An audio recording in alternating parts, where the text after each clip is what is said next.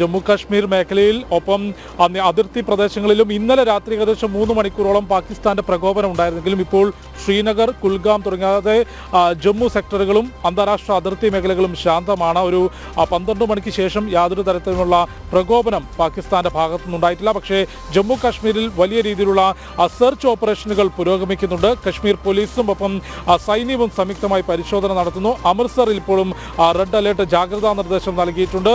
ജാഗ്രത പാലിക്കണമെന്നാണ്. അത്തരത്തിൽ live report നൽകാൻ ന്യൂസ് ഡെസ്കിൽ നിന്ന് മഹേഷ് കൂടെ ചേരുന്നുണ്ട്. മഹേഷ്, എന്തെല്ലാമാണ് നിലവിൽ ഏറ്റവും പുതുതായി നമുക്ക് പ്രേക്ഷകരിലേക്ക് എത്തിക്കാൻ സാധിക്കുന്ന വിവരം? ഈ വെടിനിർത്തൽ ധാരണ ഇന്നലെ രാത്രി ഒരു പ്രകോപനം 3 മണിക്കൂർ നീണ്ട പ്രകോപനം ഉണ്ടായെങ്കിലും അതിനുശേഷം ജമ്മു കാശ്മീർ ഉൾപ്പെടെ അന്താരാഷ്ട്ര അതിർത്തി മേഖല ഗുജറാത്ത് കച്ച് തീരം മുതൽ ലേ ലഡാക്ക് വരെയുള്ള മേഖലകൾ ശാന്തമാണ് എന്ന് തന്നെയല്ലേ കരുതേണ്ടത്? മഹേഷ്. തീർച്ചയായിട്ടും ജിഷ്ണു, ഇന്നലെ രാത്രിയിൽ പാകിസ്ഥാന്റെ പ്രകോപനം ഡ്രോണുകളും ഒപ്പം തന്നെ മറ്റ് വെടിനിർത്തൽ കരാർ ലംഘനങ്ങളും നടന്ന ശേഷം ഇന്ന് പുലർച്ചെ ഏതാണ്ട് ശാന്തമായ ഒരു അന്തരീക്ഷമാണ് ശ്രീനഗറിലും അഖനൂരിലും രജൌരിയിലും പൂഞ്ചിലും ഉൾപ്പെടെ നമ്മൾ കാണുന്നത്.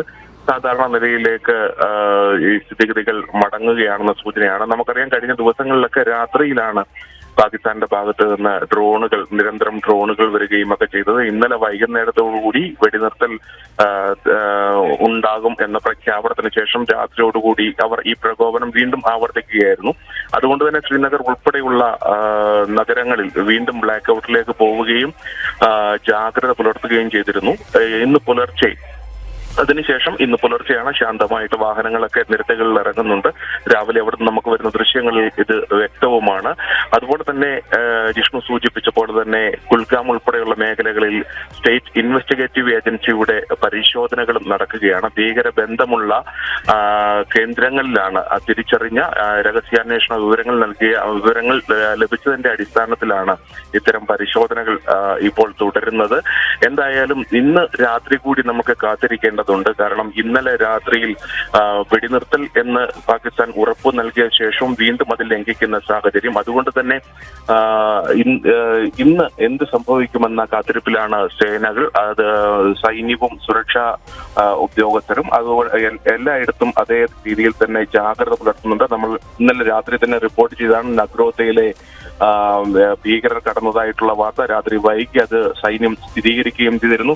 ഇത്തരത്തിൽ ഭീകരർക്കായിട്ടുള്ള പരിശോധനകൾ നടത്തുന്നുണ്ട്. ഈ ഡ്രോൺ ആക്രമണങ്ങളുടെ മറവിൽ ഇന്ത്യയിലേക്ക് ഭീകരരെ നുഴഞ്ഞു കയറ്റാനാണോ പാകിസ്ഥാൻ ശ്രമിക്കുന്നതെന്നുള്ള സംശയവും പരിശോധിക്കുന്നുണ്ട്. അത്തരത്തിലുള്ള സാഹചര്യങ്ങളാണ്. എന്തായാലും രാവിലെ പുലർച്ചെ കശ്മീരിലെ മിക്ക സ്ഥലങ്ങളിലും സ്ഥിതി ശാന്തമാണ്. മറ്റു തരത്തിലുള്ള പ്രകോപനങ്ങളോ കാര്യങ്ങളോ ഒന്നും ഉണ്ടായിട്ടില്ല. ജിഷ്ണു,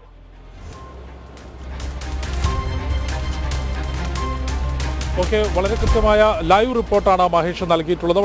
ഇന്നലെ ഈ ഒരു വെടിനിർത്തലിന് ശേഷം കഴിഞ്ഞ 2 ദിവസങ്ങളിലും ബ്ലാക്ക് ഔട്ട് എൻഫോഴ്സ്മെന്റ് ചെയ്തിരുന്ന ജമ്മു മേഖല, പട്ടാൻകോട്ട്, ജയ്സാൽമീർ തുടങ്ങിയിടങ്ങളിലൊന്നും ഇന്നലെ 7 മണിയോടുകൂടി ബ്ലാക്ക് ഔട്ട് എൻഫോഴ്സ്മെന്റ് ചെയ്തിരുന്നില്ല. കാരണം കാര്യങ്ങൾ നിരീക്ഷിക്കുകയായിരുന്നു. പക്ഷേ 9 മണിയോടുകൂടി പാകിസ്ഥാന്റെ ഭാഗത്തുനിന്ന് പ്രകോപനം ഉണ്ടായതോടെ 9 മണി മുതൽ രാവിലെ 6 മണി വരെ ഈ പ്രദേശങ്ങളിലെല്ലാം ബ്ലാക്ക് ഔട്ട് എൻഫോഴ്സ്മെന്റ് ചെയ്തു. അതീവ ജാഗ്രതാ നിർദ്ദേശം നൽകിയിട്ടുണ്ട്. ഭാരതത്തിന്റെ പ്രതിരോധ നിരയിൽ ഒരു തരിമ്പും മാറ്റം വരുത്തിയിട്ടില്ല എന്നുള്ളത് തന്നെ വളരെ കൃത്യമായ റിപ്പോർട്ടാണ് സൈനിക വൃത്തങ്ങൾ നൽകുന്നത്. അതിർത്തിയിൽ അതിസൂക്ഷ്മമായ നിരീക്ഷണം നടത്തി വരുന്നുണ്ട്. വെടിനിർത്തൽ ധാരണ ലംഘിച്ചുകൊണ്ട് പാകിസ്ഥാന്റെ ഭാഗത്തുനിന്ന് പ്രകോപനം ഉണ്ടായാലും അത് നേരിടുന്നതിനുള്ള ശക്തമായിട്ടുള്ള പ്രതിരോധ ഭാരതത്തിന്റെ ഭാഗത്തുനിന്നുണ്ടാകുന്നു. കര, വ്യോമ, സമുദ്ര അതിർത്തികളിൽ നിലവിൽ ഭാരതം നടത്തിയിട്ടുള്ള തയ്യാറെടുപ്പുകളിൽ ഒരു മാറ്റവും വരുത്തിയിട്ടില്ല എന്നാണ് മനസ്സിലാക്കുന്നത്. പക്ഷേ ഭാരതത്തിന്റെ ഭാഗത്തുനിന്ന് പാകിസ്ഥാന് മേൽ യാതൊരു തരത്തിലും ആദ്യത്തെ പ്രകോപനം ഉണ്ടാകില്ല എന്നുള്ളത് സൈന്യത്തിന്റെയും ഒപ്പം ഭാരതത്തിന്റെ ഭരണ നേതൃത്വവും നൽകിയിട്ടുള്ള ഉറപ്പാണ്. തീർച്ചയായിട്ടും ജിഷ്ണു, ഇക്കാര്യത്തിൽ വളരെ വ്യക്തമായ സമീപനമാണ് ഭാരതം സ്വീകരിച്ചത്. ഓർക്കണം, അന്ന് പഹൽഗാമിലെ വീണ്ടും പറയേണ്ടി വരുന്നതിൽ ദുഃഖമുണ്ട്. പക്ഷേ പഹൽഗാമിലെ ബൈസരൻ വാലിയിൽ അവധിക്കാലം ആസ്വദിച്ചു കൊണ്ടിരുന്ന കുടുംബങ്ങളിലേക്ക് ഇരച്ചു കയറി ചെന്ന് മതം ചോദിച്ച് നെറുകയിൽ നിലയൊഴിച്ച് കൊലപ്പെടുത്തിയ ശേഷവും ഭാരതം കാത്തിരിക്കുകയായിരുന്നു, ഐഡന്റിഫൈ ചെയ്യുകയായിരുന്നു. ആരാണ്, എന്താണ്, ഏതുവഴി വന്നു, ആരൊക്കെയാണ് ആസൂത്രകർ, ആരൊക്കെയാണ് ഇവർക്ക് പിന്നിൽ എന്നുള്ളത് കണ്ടെത്തി. അതിനുശേഷം കൃത്യമായ പ്രഖ്യാപനങ്ങൾ, ഒരുപാട് പ്രസംഗങ്ങൾ നടത്തിയില്ല. രാജ്യരക്ഷാ മന്ത്രി, ആഭ്യന്തരമന്ത്രി, പ്രധാനമന്ത്രി അടക്കമുള്ളവർ പറഞ്ഞ ഒറ്റക്കാര്യം, പിന്നിൽ ആരാണെങ്കിലും കണ്ടെത്തിയിരിക്കും, എവിടെ പോയി ഒളിച്ചു കഴിഞ്ഞാലും പിടിച്ചിരിക്കും, ചിന്തിക്കാൻ കഴിയാത്ത രീതിയിലുള്ള തിരിച്ചടി നൽകിയിരിക്കും, ശിക്ഷ നൽകിയിരിക്കുമെന്ന് പറഞ്ഞു. അത് നൽകി. ഒരു രാത്രി 25 മിനിറ്റ് കൊണ്ട് അത് നൽകി. വളരെ കൃത്യമായി അവിടെയും വീണ്ടും വീണ്ടും പറയേണ്ടി വരുന്നു, ഒരു ജനവാസ മേഖലയും ആക്രമിച്ചില്ല, ഒരു സൈനിക കേന്ദ്രവും അന്ന് ആക്രമിച്ചിരുന്നില്ല. കൃത്യമായി 21 ലിസ്റ്റിട്ട 21 ഭീകര താവളങ്ങളിൽ ഭീകരരെ പരിശീലിപ്പിക്കുന്ന, ഭീകരരെ വളർത്തി ഭാരതത്തിനെതിരെ ഇവിടേക്ക് കടത്തിവിടുന്ന താവളങ്ങളിൽ 9 എണ്ണം കൃത്യമായി കഴിഞ്ഞ ഒരല്പം മുമ്പ് ഒരു US ജേർണലിസ്റ്റിൻ്റെ അവിടെ നിന്നുള്ള ലഷ്കർ-ഇ തായിബയുടെ ഈ നശിപ്പിക്കപ്പെട്ട താവളത്തിൽ നിന്നുകൊണ്ട് അവർ പറയുന്നു, ബ്രഹ്മോസ് മിസൈൽ എങ്ങനെ ഇത്ര കൃത്യമായി ഈ താവളം നശിപ്പിച്ചു എന്ന്. അവർക്ക് അവിടെ കയറാമല്ലോ. US-ലെ ജേർണലിസ്റ്റ് അവിടെ നിന്ന് റിപ്പോർട്ട് ചെയ്യുന്ന കാഴ്ച ഒരല്പം മുമ്പ് നാം കണ്ടു.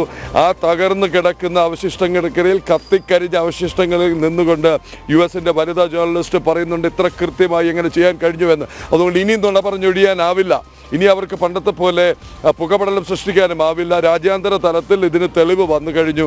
കൃത്യമായി 9 എണ്ണം കത്തിക്കരിച്ച് ചാമ്പലാക്കി.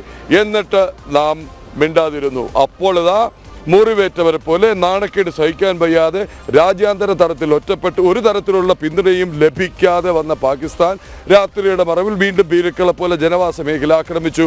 അതിർത്തിയിൽ പ്രകോപനമുണ്ടാക്കി, ഷെല്ലിംഗ് നടത്തി, ആയുധമുള്ളതും ഇല്ലാത്തതുമായ ഡ്രോണുകൾ പറത്തി എല്ലാ തരത്തിലും ചെയ്ത് സഹികെട്ടപ്പോൾ ഭാരതം കൊടുക്കേണ്ട അടവിൽ പ്രൊപ്പോർഷനേറ്റ്, ആഡിക്വേറ്റ് ആൻഡ് റെസ്പോൺസിബിൾ എന്ന് വിദേശകാര്യമന്ത്രി എസ് ജയശങ്കർ പറഞ്ഞ പോലെ തന്നെ കൊടുത്തു.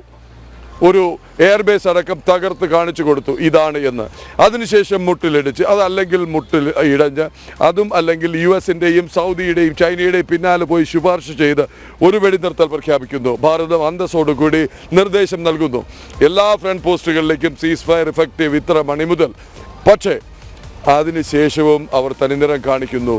വീണ്ടും നമ്മൾ പറയുന്നു, ഇന്നലെ പകൽ പ്രധാനമന്ത്രി നേരത്തെ ജിഷ്ണു പറഞ്ഞ പോലെ തന്നെ പറയുന്നു, any act of terror will be seen as an act of war എന്നുള്ളത്. വീണ്ടും സ്ഥിതി മോശമാകുമെന്ന് കരുതുമ്പോഴായിരിക്കണം രാത്രി അവർ നടങ്ങിയിരിക്കുന്നത്. പക്ഷേ ഭാരതം പ്രതിരോധം ഒട്ടും ദുർബലമാക്കിയിട്ടില്ല. ഭാരതത്തിൻ്റെ മുന്നൊരുക്കവും ഒട്ടും പിന്നോട്ട് എടുത്തിട്ടില്ല. വളരെ കൃത്യമായി തന്നെ ഒരുക്കത്തിലാണ്, തയ്യാറെടുപ്പിലാണ്, ജാഗ്രതയിലാണ് ഭാരതം. ഈ സൈന്യം ഇവിടെയുള്ളപ്പോൾ, ഈ ഭരണ നേതൃത്വം ഇവിടെയുള്ളപ്പോൾ നമുക്ക് സുരക്ഷിതമായി ഭാരതത്തിനുള്ളിൽ കഴിയാം എന്നുള്ളതാണ് ഈ ഘട്ടത്തിൽ പറയാനുള്ളത്. ജിഷ്ണു, അതായത് വളരെ കൃത്യമായി നിലവിൽ നമുക്ക് റിപ്പോർട്ട് ചെയ്യാൻ സാധിക്കുന്നത് ജമ്മു കാശ്മീർ ഉൾപ്പെടെ പാകിസ്ഥാൻ അന്താരാഷ്ട്ര അതിർത്തി മേഖലകളിൽ നിലവിൽ സ്ഥിതിഗതികൾ ശാന്തമാണ്. വെടിനിർത്തൽ ധാരണ ഇന്ന് പുലർച്ചെ മുതൽ ഇരു രാജ്യങ്ങളും അല്ലെങ്കിൽ പാകിസ്ഥാൻ അത്തരത്തിൽ ആ ധാരണ തെറ്റിച്ചുകൊണ്ടുള്ള പ്രകോപനത്തിലേക്ക് ഒന്നും തന്നെ വന്നിട്ടില്ല. അതീവ ജാഗ്രതാ നിർദ്ദേശം ഇപ്പോഴും അതിർത്തി മേഖലകളിൽ പങ്കുവെക്കുന്നുണ്ട്. ഏതായാലും സ്ഥിതി ഇങ്ങനെ തന്നെ തുടരട്ടെ, സമാധാനം പുരട്ടെ.